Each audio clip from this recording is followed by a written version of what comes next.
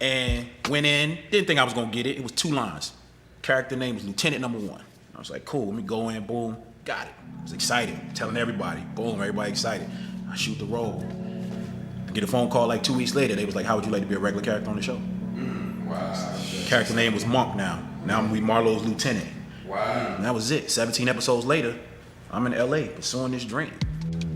I'm not gonna say I was a street dude, but I'll say that I was mischievous when I was younger. I grew up in Queens, Rockaway, Queens, and then I end up in Harlem when I was maybe around 11. Spent some time in the South, and the same thing. I liked guns when I was young, and I got kicked out of a few schools, juvie. But I always knew. It's interesting what Kwame said earlier. I always knew I was a good guy. So I got into acting as doing plays and commercials when I was trying to play basketball. I went to like a basketball powerhouse called Rice in Harlem, and wasn't good enough really to get any burn on the team. So I would end up making jokes and stuff. So the coach ended up telling me to go to a commercial, like a Foot Locker commercial for basketball or whatnot. I ended up booking them and got into commercials, got an agent and everything. And then it was kind of like working from behind, because sometimes you get an opportunity in this business and then you think that it comes easy like that.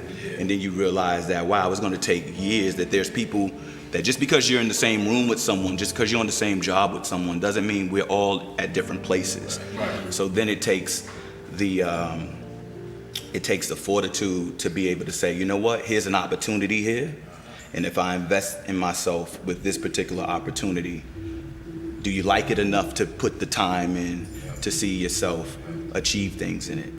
Yeah. I'm still just listening off the attention aspect of it.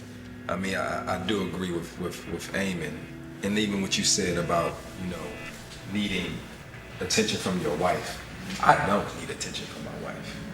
I need I don't want to ever put myself in a need situation, to need something from somebody. Even with the title, Chasing Hollywood, if you're chasing it, it's ironic. You're never going to catch anything that you're chasing. It's like chasing money. It's so funny you say that, Will, because when I saw because you told me about this the other day, but the other day I opened up the call sheet and I saw, we could use this or we don't have to use this, but we keeping it funky, right? So I saw Chasing Hollywood. It was one of the main things I was gonna holler at you about. Like, yo, we gonna have to change that name or do something, because I don't chase. We all done been here at a certain place in our life where it was like, you know what? I'm an actor, or I'm in a relationship, but we realize, like, I can't chase. Right. It may not go, but it's gonna go on my terms. Right, yeah. I ain't chasing nothing. That don't work. Yeah.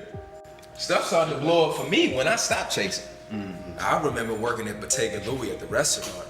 Eamon was living downtown. And I'm walking past and he just looked at me. And he dapped me up. How's it going? Bro, don't give up. I'm gonna send you this audition.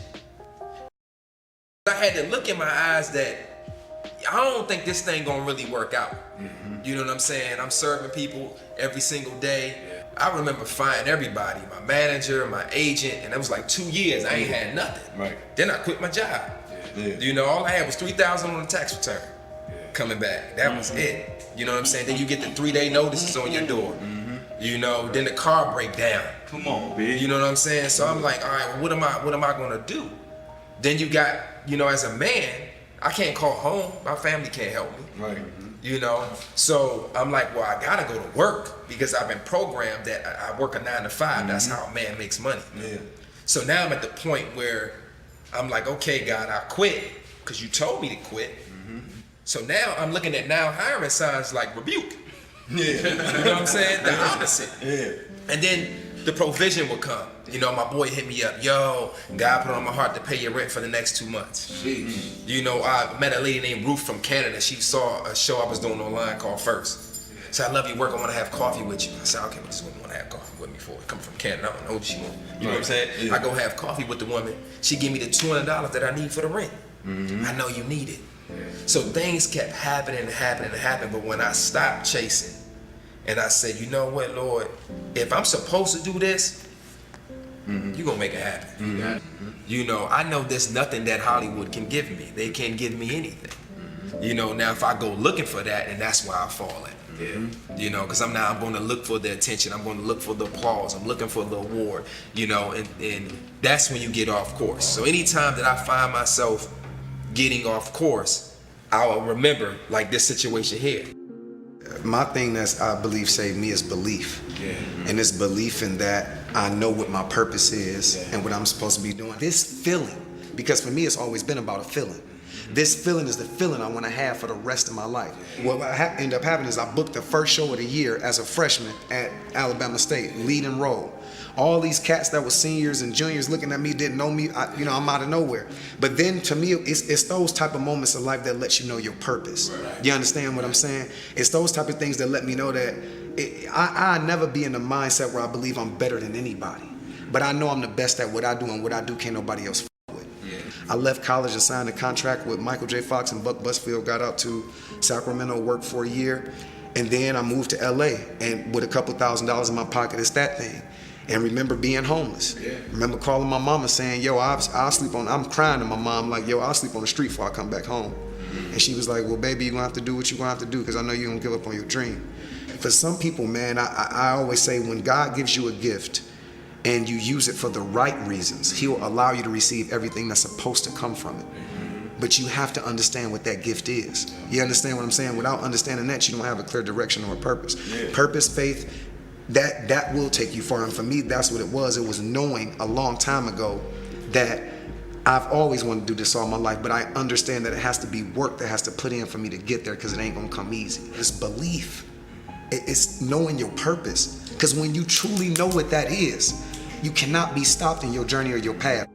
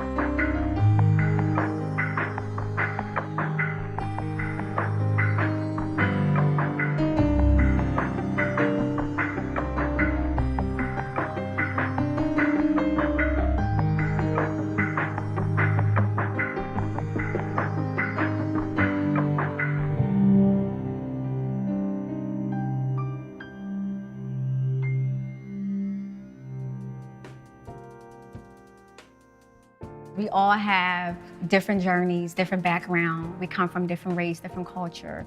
So I wanted to hear your stories. What clicked for you? What made you say, I want to be an actor?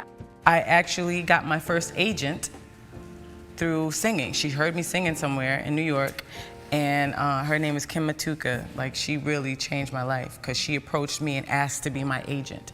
And I had never done anything professional before. I started booking. That's how so acting came, like the success, the booking stuff, acting came first. But my desire for it was like super, super early young, and I honed it with my tape recorder.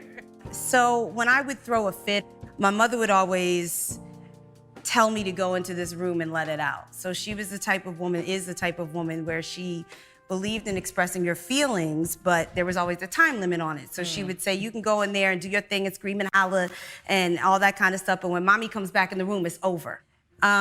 So every time I was put in this room, in front of this mirror, instead of screaming, I started to actually talk to myself. I started to create characters in this mirror. monologues and scenes and sing songs. And my mother stopped coming in the room so frequently to stop me because she saw that I was developing this gift that she didn't know what it was and I didn't know what it was. So before I knew it, that room became my studio. And so my mother never furnished that living room until I went to college. I started really predominantly as a dancer. Like I was like, I want to be in Alvin Ailey Company. I want to be in Complexions. This is going to be my life. And I was like, oh, so you can like do everything. So like you can dance and you can act and you can sing. Bet, I'm there. Like, so I was just like this kid who was like, I just want to do all these things that make me feel good. And it was so much so of my outlet because, like you said, I experienced things as a child that I shouldn't have and saw things and things that as a child you shouldn't endure. However, had I not had this dancing, this acting, this singing, this being crazy, running up and down the steps and all around the house and all these things, I probably would have been super depressed. Probably would have been almost suicidal. You see what I'm saying? So, yeah, it just came from that Black culture, family, Sister Act 2.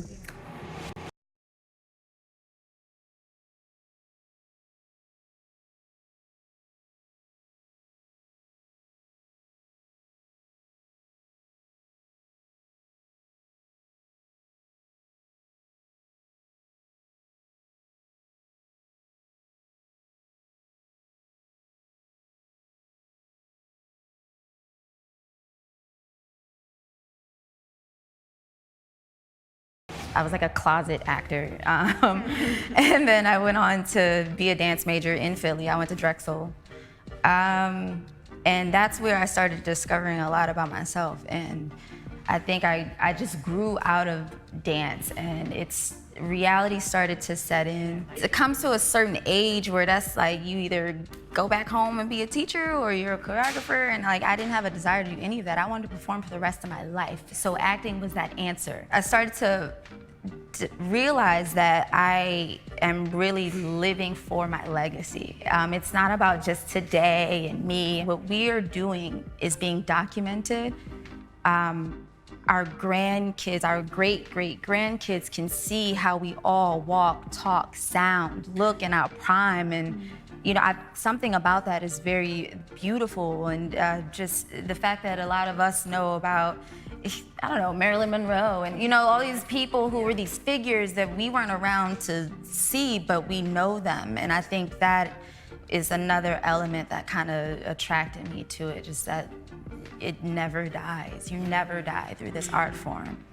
How do you choose your roles? Is it because you want to impact somebody, or do you just need to survive? What I've learned is you can take a survival acting gig, but it's what you do with it that actually will inform you as to what your purpose is and why you are there.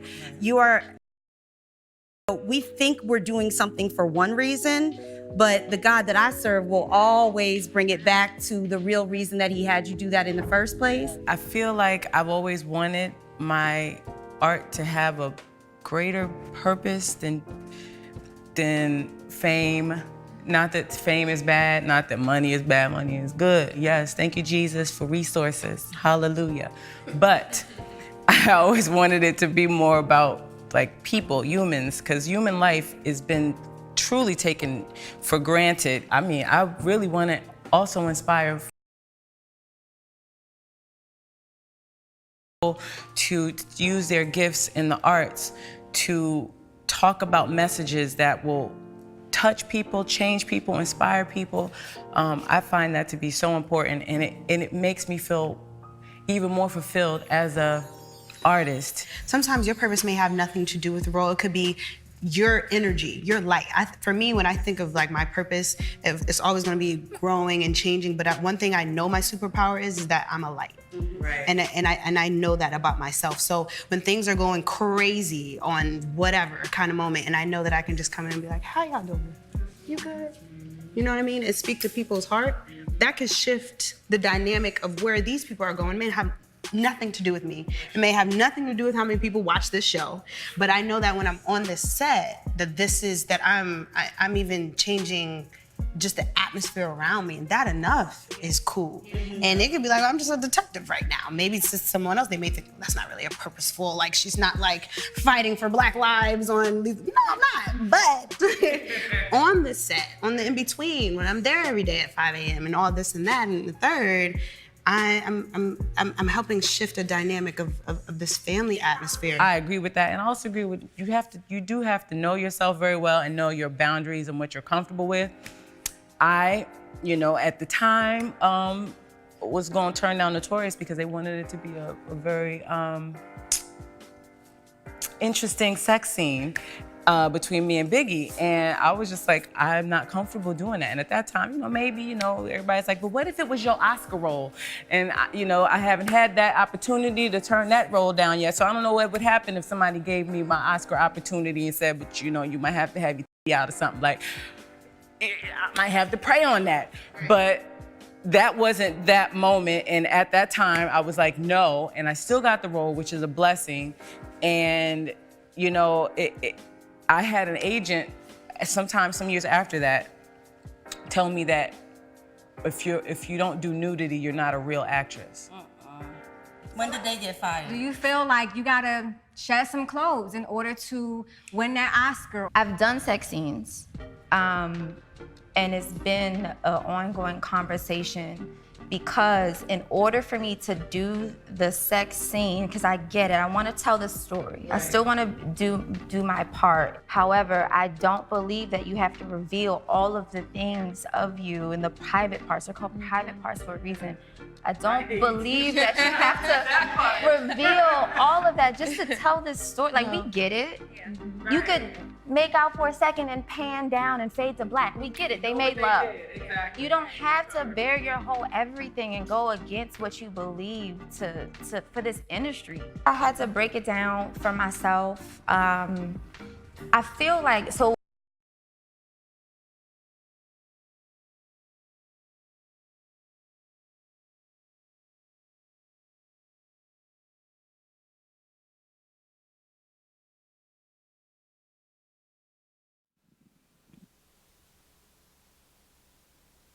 cool. Clap it up for that. Clap, clap, clap, clap, clap, clap, clap. Let them hear it, let them hear it, let them hear it. So y'all got to see the 2 episodes of that. Now we're going to actually have a panel discussion about the industry and what's going on in the industry. Is everybody okay? Everybody good? Cool.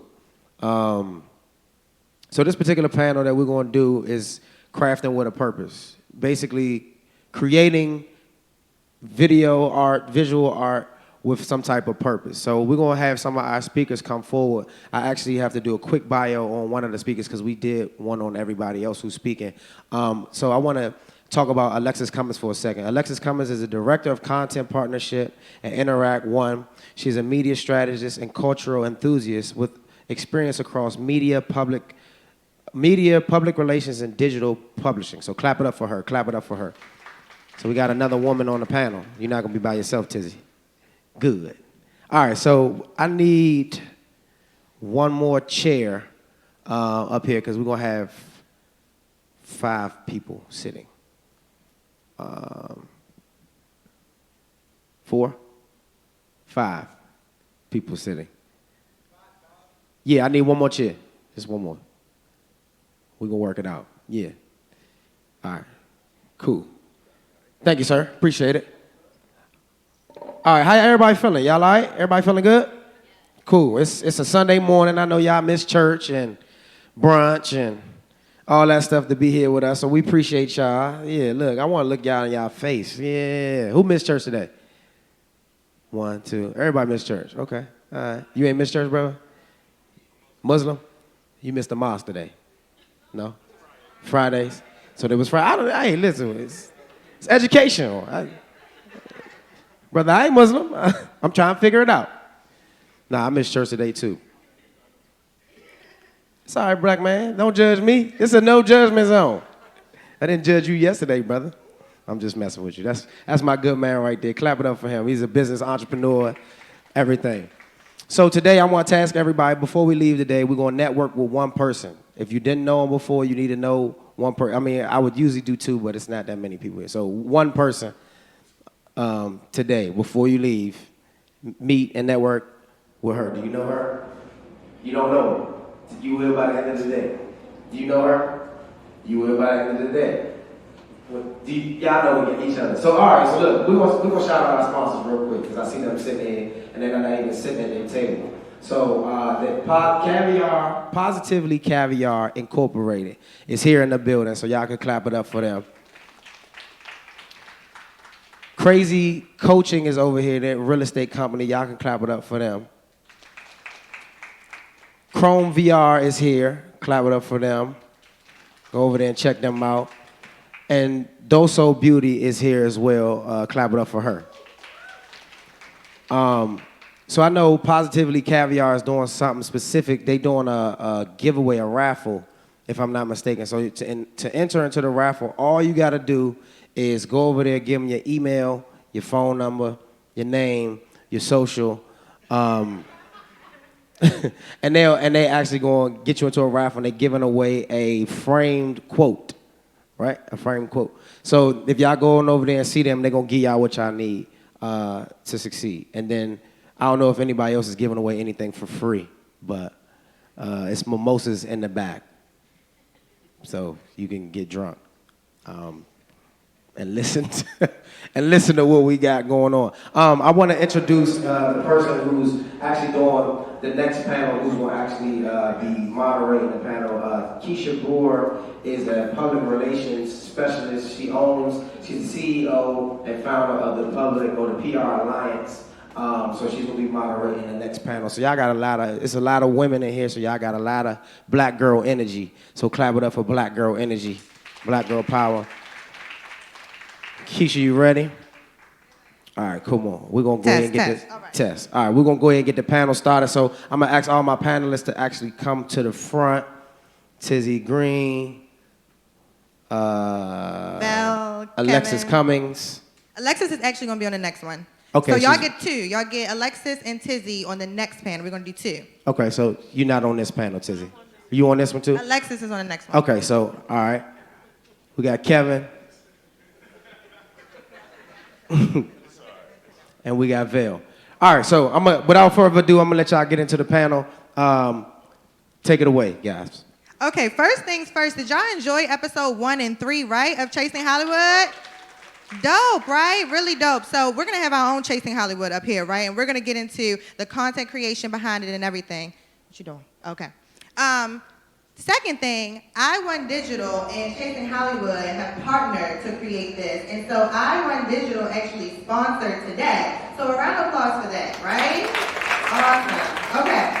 So we're going to get right into it because I have some questions. And we're going to allow y'all to ask some questions because that was really great. So first things first, what inspired you to create Chasing Hollywood? Is there another mic, y'all? All right, we're going to pass this down.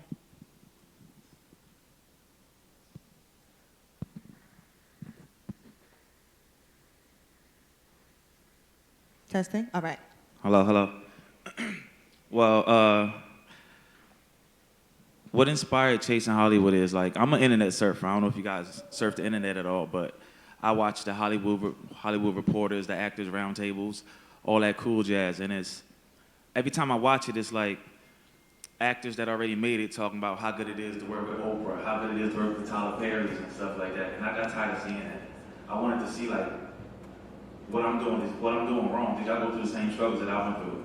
So it's like that's basically why I created Chasing Hollywood, to see like to hear the struggles that they went through before they made it to the top, the things that they normally don't talk about. And by a show of hands, who here wants to be in film, whether it's in front of the camera or behind the camera? Okay, good. So this is going to be a really good conversation. Okay, and so when you say the inspiration behind Chasing Hollywood, then what inspires you to feature these certain people? Like, how do you go about featuring who you want to be on the platform? What's your thought process behind who gets to be featured? Well, mostly everybody on it were relationships. We had relationships with them, and we know that they had stories, strong stories. Like Will Caleb, before he made it, he was like 6 months prior to shooting that, he was sleeping on his homie's couch. So it was like, we know that people had stories that needed to be told. So we just went about it like that with our relationships that we have with people. Perfect. And what was your biggest challenge with bringing the series to life? And anyone can answer this, especially, you can talk about bringing it to life, creating it on a daily basis. What are your biggest challenges of it? My biggest challenge for the show, me, myself personally, was the edit process, because they had a lot of great things to say. We shot like 3 hours of content just to make 2 10-minute episodes. So it was like, it was a lot of great things being said that we had to cut out. That was the hardest part for me. Yeah, I could definitely attest to that. So I came in on the production side. Well, we all came in on the production side, but it just was like, as far as like, and then we all was sitting in the editing room just like, oh my God. Like, what was it? Was it Christmas? Oh, New Year's. It was New Year's. It was the New Year's Eve. And we trying to get the last edits, and like you said, it's like 3 hours of content, and it's like people are breaking down, people having breakthroughs, like serious great content. So when you have all of that great content, it's like, damn, what do I pick? What do I want to show?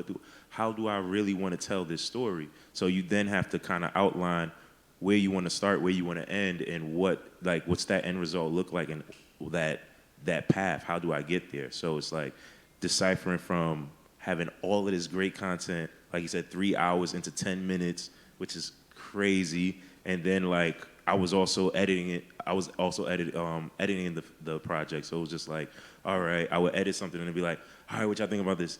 Nah, see, you know what? Go back and do it. And then it's like, all right. Then it's like, we at the last minute and like New Year's Eve, and then people calling, yo, you coming out? I'm trying to edit this project and get it out.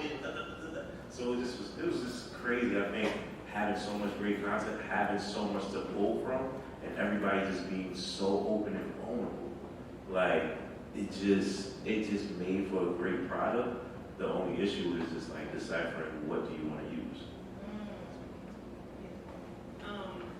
Well, I can speak on one good thing about me, my company, Majestic 9 Films Partner, and Upward 1804, is we started with great energy. And when I first met these guys, like we literally, before our meeting, we had prayer. You guys remember that in the hotel lobby? That right there, I knew that, this was the project for me. Because I really try to attach myself to projects that are meaningful, So when that happened, I was like, okay, I saw I really love this project. Like, I like what these guys are about. I like what they're trying to do. So that helped in the editing process because it could have been really, really chaotic. I mean, it was a little chaotic, but it could have been like on a whole other level, like as far as to where the project didn't get completed. Okay? But when you come in with great energy and you guys are on the same purpose of, creating content that's going to make change, then it's important to keep your focus on the goal. So that helped with when we were editing and listening to Will and Eamon and Jarrell and everybody speak. It's like, yo, we're doing like this is meaningful. Like people need this. Like we have to get this done. So we dove in. It was New Year's Eve. We didn't care. Like we wanted to get it done, and we wanted to get it done right for you guys. So everybody can get a chance to see what really goes on behind the scenes in trying to make it in Hollywood, because it's no joke. So the editing process is hard. When you're creating projects independently, most of the time the challenge is financing. When you're creating independently, you have to have the homies hold the room. You have to have, you're pulling people together to make it happen. Like this is real. So that's a challenge with doing independent filmmaking, I would say. Now, both of you guys touched on some really great points. So, Vel, you said there's always a lot of good content, right? And then you mentioned you always like to be a part of something that's purposeful. So, what is the impact that you're hoping you're making with Chasing Hollywood on the audience? Like, what's the impact? I feel like with Chasing Hollywood, it was so much, right? So that's like a layered question within itself, right? Yeah. So I think the first thing that hit us on the first episode, because the first episode was with the men, and the first thing was we shooting it, and I'm holding the camera and I'm shooting this, and it's just these guys like it's like for real, like you said, it's like a group of friends sitting down, right? So it's no ego, it's no judgment, it's none of that, right?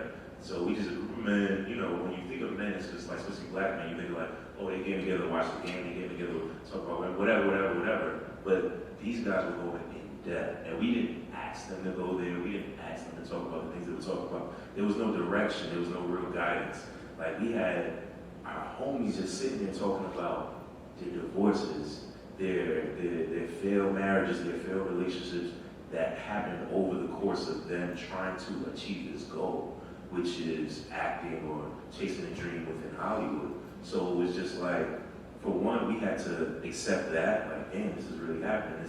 I think we're showing black men in a whole different light and perspective, which is different for, it was interesting for us to accept and take in, you know what I mean? So we had to step back and look at it like, damn, this is really going on? And then it was just like, damn, this is great. We embraced it because, like Tizzi said, people need to see this. So I think the impact through it all, and then even with the women where they got in depth and talked about like, you know, childhood trauma and just like the shady side of the industry, which is like, you know, agents telling you, you know, you gotta sleep with me or you won't get this part or whatever. And it's just like, wow, this needs to be seen. So I think the impact for the audience is just like, you know, we want to give you insight, and we want it to be relatable, and we want it to be very much like to say raw and inspiring, and just almost some sort of a blueprint.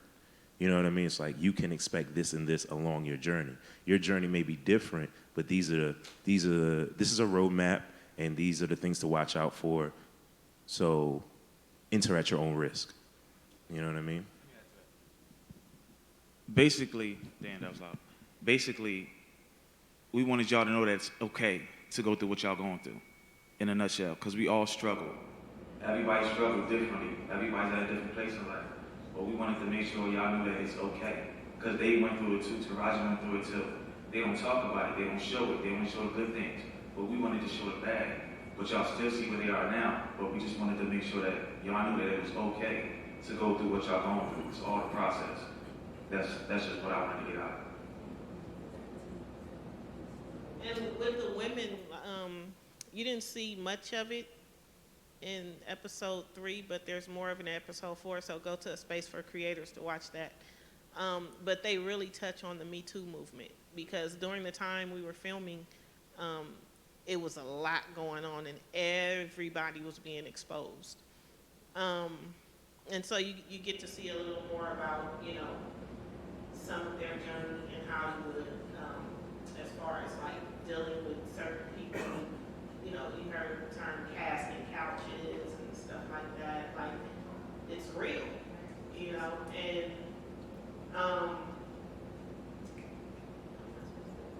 but anyway, yeah, they touch on that, and I think, I mean, for the ladies and guys, it's not just the ladies anymore.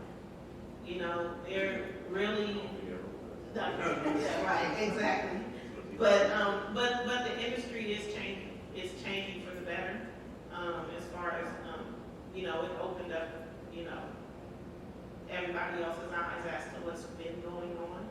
So most people now are literally walking on eggshells on set, or you know, in the corporate offices. You know, they're walking on eggshells because it's like your job, your family, everything can be gone in a split second just for saying something inappropriate.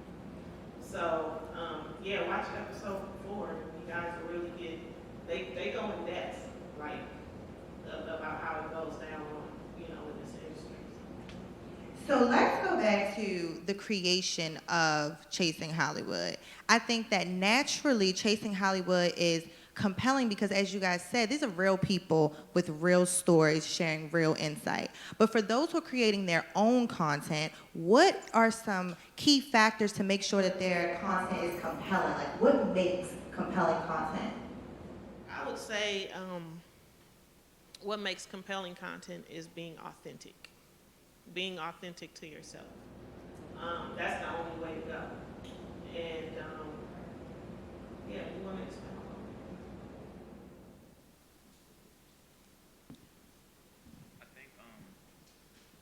You got to know what audience you're looking for, like what audience you're trying to reach. If you know the audience that you're trying to reach, just make whatever you're doing relatable. That's basically it. Val, anything to add? I think that was perfect. Okay, perfect. So then how do you keep a fresh perspective when creating new content? Tough one. I think, because I talk about that a lot with my friends who do music, and what I see a lot of them do and what I picked up and took with me was they don't listen to other people's music when they're in the space of like creating new content, creating new music, So it's like for me, when I want to write something, I just dig deep into my vault of just like experiences, and whether it's like my childhood, whether it's like other stories from my friends and my family, just experiences I experienced through the lens of someone else. So it's just like I kind of like take that time, retreat a little bit, dive deep into myself, and then pull from that. So it's like we all have that within us. We all have a deep, deep vault full of memories, full of just like experiences. And even if it isn't yours, if it's someone close to you, you still experienced it through them. You know what I mean? You still felt that. You know what I mean? Especially if you, in a sense, like they vented to you, or you kind of like, discussed it with them in some way or form. In some ways, your experience. You know what I mean? So I think pulling from yourself, pulling from within, and then also being authentic in that delivery as well. But yeah, definitely, I think that's the best way to pull out some, fresh material. And you can also add a twist and add a spin to it once you figure out what audience you want to attract and how you want to relay your message. I think it's good. Yes, that's excellent, because that's what I do as well. That's why I said it's important to be authentic to yourself, and because if you're creating and you're writing and it's coming from yourself, you're there. You experienced it, so it's going to show on paper. And when it shows on paper, the actor or the actress is going to be able to visualize exactly what you wrote and then bring it across the screen. So I think it's important also to network, though, because when you're around creative people, you tend to inspire one another and bounce off of each other. So that's what I do. And I try to stay around young folks because I'm old. Okay, and Val, I heard you say maybe a couple of questions back that the project kind of took a shift, right? So like you realized that people were actually telling in-depth stories about who they were, and you're like, wow, I didn't even expect for it to turn out like this. How did you expect it to turn out? And how did you deal with the shift and what the content ended up being? I'm gonna keep it real with you. I don't have many expectations on anything in life. Honestly, I just go through life. I just go with the flow. I believe in experiencing things. I don't believe we ever own anything. I believe everything is an experience, right? I don't have any ownership to these people. I'm just blessed to experience these people as friends. You know what I mean? So with that, me and Kev been bouncing stuff off each other for years. So Kev came to me with the project. All right, cool, let's do it. For real, he came to me like, yo, I want to do this for us. He was like, I want to put us in the camp, started interviewing us. All right, cool. Then it just turned into something else. And then we was just like, all right, that's cool too. Then it's like, all right, we're gonna add some more friends. We're gonna call Will, we're gonna call Tyler, we're gonna call them, we're gonna call Amy. All right, that's cool too, let's go with it. I'm gonna bring the camera out, we're gonna do our thing like we always do. And then we get these guys all in a room at a table, and they just start going and then a lot of like one of the guys who you didn't see on episode 1, but had an amazing story. He's a vet, Chico, and started on like Moesha, so you know he's been around. So it's just like he had an amazing story and a vast plethora of work, and it's just like he just this is a dude we kick with all the time, and he just started going in, like just he felt comfortable.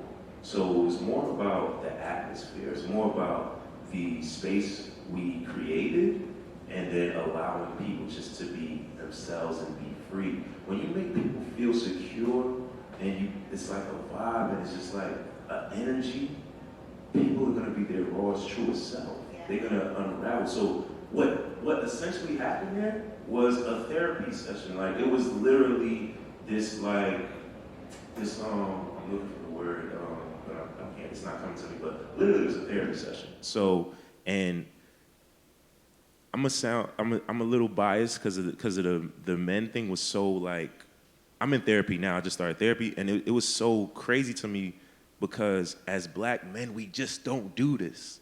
So it's just like we're just not that vulnerable. Yeah. So it was just like this dude started spilling out talking about his divorce, and then like Will's happy he just got married, and Todd is happily married. It's not all just about filming here, Right. Like, and these are really our friends, so he's just like, man, I'm so happy for y'all. And he just starts crying because it's like, yo, I remember I fucked up my first marriage, man, because of this industry. You know what I mean? I got out there and I was feeling myself and I was too hot, moving too fast, and I messed that up, and I could never get that back. You know what I mean? And that's real. We can't write that. Right. You know what I'm saying? That's really raw emotion. And then he's like, now I got this cool girl and she wants to get married, and I'm not there. And I'm not ready. But I see you guys are happy. And seeing you guys happy in your marriages is just giving me hope. You know what I mean? So it's just, we can't write that. We can't write that. Like the way it plays out, even if I wrote that or he wrote that, the delivery wouldn't be the same when you have something real to pull from. Right. So like I said, he went back, pulled from within himself, but we had to create a space where he was comfortable to do that. Mm-hmm. And in many situations, male, female, or whatever, especially as black people, we carry so much, we just used to carrying all this stuff. So to be able to create a space where you can freely unpack, oh man, it was just like, I couldn't expect anything more than what we had. And it's just like, we got back to the editing table and we was just like, our head started to hurt because it was just so much good content. It was just crazy. I didn't know That's what to amazing. do. Yeah. That's amazing. So we're going to transition a little bit and talk about you guys' individual journeys. So how did you create your lane in the film industry?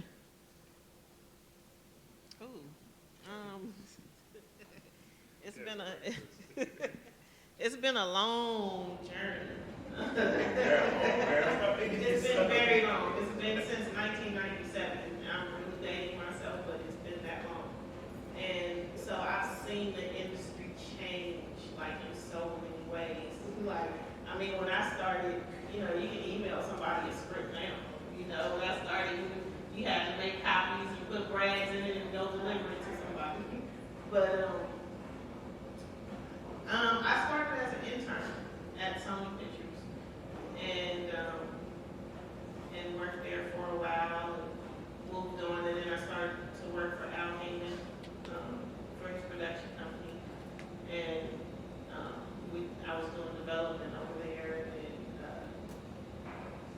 and then actually the vice president of this company and myself, we actually started a production company together, and so that's when I moved more into the independent realm. So I went from like networks like CBS, ABC, Fox to the independent world. So that was a huge shift for me. Mm-hmm. But I started, like the first project I had was before the digital world was like it is. It was a web series.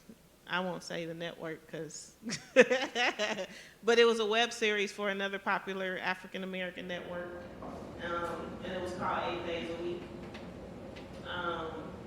And it did pretty well, and it played on the linear channel as well. But that was like my introduction into the digital world when it really was digital. But now, I mean, you know, the grind is real. Like I said, the most challenging thing being an independent filmmaker is financing. So finding investors is important. That's why I said it's good to network.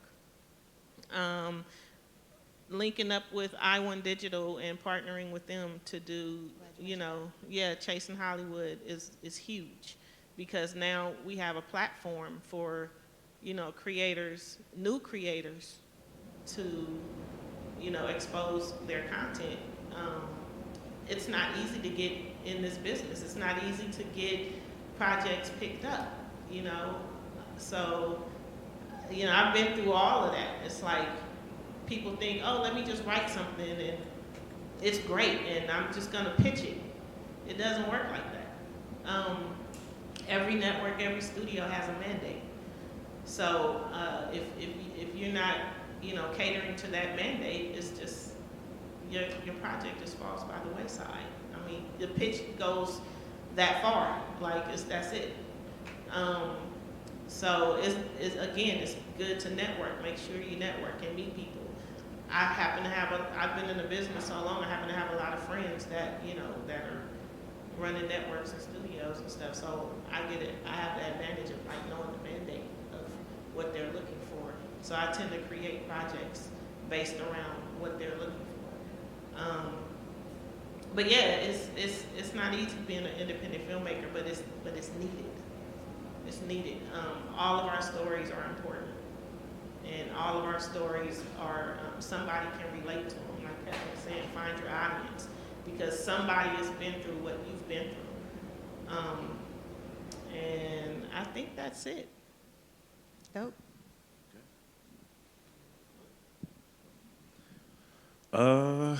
Yeah, I mean, to piggyback off of what Tizzi said and to go into my story, I guess,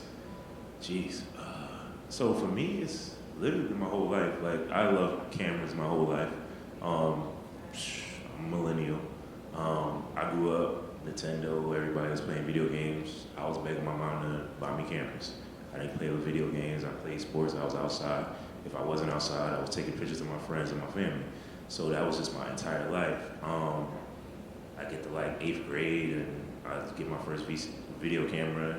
I started filming basketball games. This is like, I'm from New York, so street ball was like really big. I'm making DVDs and then I'm like business savvy. So it's just, I start selling DVDs of like basketball. Then everybody wants to rap. I'm making DVDs of rap video, people rapping and I'm selling that. So it was just like all of that. And then that monopolized into me getting into photography seriously, and then getting into music videos. So I get to this point when I'm in college and I'm shooting a bunch of music videos and I start to hate it. And then I'm talking to Kev, who was writing music at the time. Kevin writing music since he was in high school. And I mean, like, working with everybody from Chris Brown, Carrie Hilson, everybody, when we in high school. So it was just like, he learns to write scripts. And I'm like, bro, I got all the equipment. Let's shoot something. He's in Atlanta at the time, come back to Philly, and he ends up coming back to Philly. So I'm like, you here, let's do it. And then the first thing we did, Married to the Money, that was that was our introduction into it. It was a short film that we hired people to shoot for us, even though I knew what I was doing. And it's like, when you hire people to do something you do, they have to deliver because you know how to do it, right? So it didn't work out that well, but it was our friend, so it was cool, and we still friends to this day. But from there, we just shot our own stuff. The first thing we did actually was a web series, and that did really well, but we were ahead of our time. And it was a great story, that was ahead of his time. A couple years later, web series are like the biggest thing. So it's just like, I think with this industry, you just have to learn, like they keep saying, learn your audience. Timing is essential, but you can never really be prepared for that, right?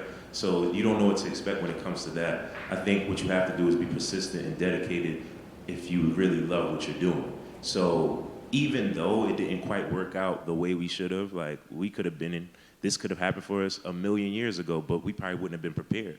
A message. Right, because the first thing we learned when me and Kev first took a visit out to LA was, damn, we really green. And what I mean by that was we didn't know anything about the industry within itself, because we started off as independents. It's kind of like the reverse effect of how Tizzi started off, right? So we started off independent, never really worked in any type of industry, anything, haven't been to anything, no guidance. We were just kids with a camera, just shooting. But the thing was, we were doing it and we were executing. So what happened was we learned firsthand from just our own mistakes. Then we got a little taste of the industry, and then we came back to the drawing board and just was like, all right, there's a lane for people within the festival circuit, right? So we started doing short films, submitted to the festivals, denied. Boom, we get accepted to like this festival in Baltimore. Actually, I get nominated Best Director. The lead actor, which was Todd, he's actually in this. He gets nominated lead actor. Boom, we in there. Then we just stop. He moves to LA, go works in the industry. I go back home to New York, go work in the industry for like 3 years. Don't shoot anything. So it was like we kind of like stopped right where we should have kind of kept going and pushing forward. Wow. And sometimes when you do that, you lose your steam. So we kind of both got like distracted, working in the industry, working for other people's projects. And then you get frustrated because you're not doing what you need to do. You're not following your purpose. You're not walking in that light. So we hitting each other just depressed, not really doing anything. And I'm like, yo, I got to come out to LA. Pack my bag, one suitcase, move to LA. Got a week to find a place, boom. We back in business, and we just started shooting ever since. And since that, we just been knocking it out. And like Tizzi said, networking. We in LA talking to whoever, like, yo, what's up? This is what we got, this is what we do. Boom, boom, boom, boom, boom. So you know what I'm saying? We from the East Coast, so it's like, we hustling, what's up? And they not used to that energy, so it's like, oh, you got what? You got 20 scripts? Oh, you did this, you got that? Okay, what's up? What can we do? And then from there, it just was like, working. 2 weeks from today, we got the screening for Swipe. You know what I mean? So it's just another short film that, he wrote and directed, I executive produced. So it's just like constantly working, like you can't stop moving your feet, because this is it's kind of like sports in a sense. It's like those two industries are the same, entertainment and sports, where it's like, it's all about your last thing, your last project. You know what I mean? You're only as hot as your last thing. It's unfortunate that it's like that, but that's just the way it is. So you constantly have to produce. You constantly have to be working. You constantly have to be networking. You constantly have to be in people's faces. And if you're not hungry, you're just not gonna make it. And that's just what it is. It's cut and dry. It's very much cut and dry. There's no being nice about it. People are not nice. People are not your friend. And that is what it is. Ain't no friends in this. Do not get it confused. Business is business. At the end of the day, it's crazy because you realize, you see things and you realize a lot of these people don't even like each other. You know what I mean? So it's just like, you've got to figure out who you are first. That's a big part of it. Be really secure with yourself, and then constantly be hungry. And then that's it, man. You'll be fine after that. But if you don't got those two, I don't know. It's really cutthroat. But I love Kevin? it though. So I started my journey at the age of 13. I started writing music. I was a rapper. I was trash. Wow. I was trash. My rap name was Special K. On God, like Oh, I wow. was corny. But listen, my brother, he was writing my raps for me. After they found out I couldn't write, I was, yeah, whatever, no judgment. But then I was one of those shower singers. Like, I can blow in the shower, but then I come out the shower, I can still blow. So he started writing music for me. And at the same time, I picked up the piano by accident. And I fell in love with playing the piano and singing. But eventually, I got tired of him writing these gangster R&B songs for me. I wanted to sing. So, because he was a rapper and he was cold. But I started writing my own material, and I got good. That was at 13. By the time I was 15, I got my first industry placement. We're in high school. So me and my friends, we lived it up. But from 15 to about, I'm gonna say, I'm in college, I'm in Atlanta, I wrote a song for this artist, but I also wrote the treatment for his music video. And his manager said something to me. He was like, yo, this treatment is so dope, you should write movies. I laughed at him, didn't understand what that meant. But literally 6 months later, I had my first screenplay written. Don't know what it was, don't know what energy he put in me. But 6 months later, on God, I had my first screenplay written. And I fell in love with that process. It's different hearing your songs being played on the radio, hearing people singing your songs, versus seeing your words being mouthed by other people on screen. I don't know if I said that right. But it's just a different feeling for me. So I fell in love with writing screenplays back in like 2008. And since then, I've written 24 screenplays. And there's this saying in Hollywood, you gotta fake it to make it. And when I got to Hollywood, I was trying to sell these screenplays, trying to get in these rooms, but no one cared. They're like, you ain't nobody. We don't care about your music. This is movies, this is something different. So I started PAing for people just to get in there, being people's assistants. They still didn't care. So this is where the fake it to make it thing comes. On certain movies I worked on, I was cool with the writers, the directors. I would start telling them, yo, I'm about to start name dropping and telling them that I wrote this with you. Is that cool? They all agreed. I started telling everybody, yo, I wrote this with Main Man, but I didn't get credit. I wrote this, I wrote that, I wrote this, I wrote that. Start faking it to make it. And once I started doing that, people started listening to me, just a little bit. But once they started reading your material and seeing what you're doing, they started respecting me. Then I started getting hired to write shorts. Then I started getting hired to do rewrites on people's scripts. And within the last 3 years, it got real, because my work was speaking for itself. So like, that's how I make a living now, daily. Like, I'm just doing rewrites with people on these scripts and writing people's screenplays, basically. So that was my journey. Okay. Short and sweet. Great. And so before we transition to Q&A, I have a question for you, Kev, and then a question for you, Tizzi. So Kev, being a previous rapper, thanks for letting us know. Stop it. Stop it. Oh, I do? How did you know that you wanted to, or how did you transition from being in the spotlight to then being behind the scenes? Like, how did you know that's when you wanted to make that shift? I knew it at an early age. I never wanted the spotlight. Okay. Yeah, like, I'm nervous up here now. I don't like talking. If y'all don't notice it, like, I don't like attention, so I knew I didn't want the spotlight. But I always loved writing for people. I loved seeing them get the spotlight from my work. Got it. And Tizzi, you said you've been doing this since 1997, okay? How do you stay motivated? How have you stayed motivated since 1997? I'm having a hard time in 4 years, so you let me know how you stay motivated. It's been so many times that I've wanted to give it up. To be in this business, you have to love it. You have, because it's so much BS that goes on behind the scenes. How do I stay motivated? Because I know my purpose. Mm-hmm. And that's what I always go back to. I always go back to why I'm here.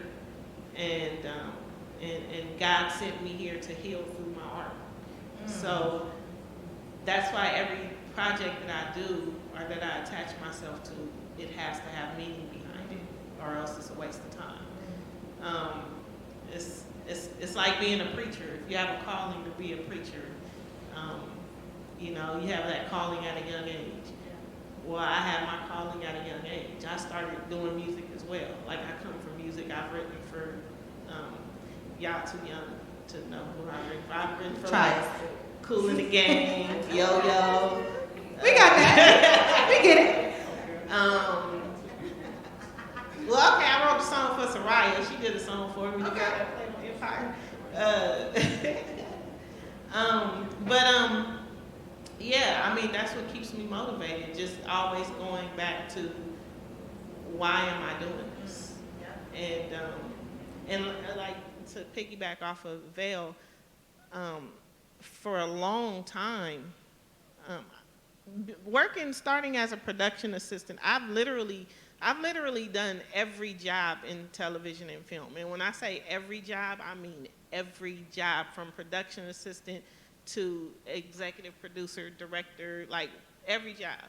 So I'm well, and it's been a long time. I have a lot of experience, so I'm well versed in every job. I've only mastered a couple, but I'm well versed in every job. But as a producer, like, I get so many phone calls, like, can you help me on my project?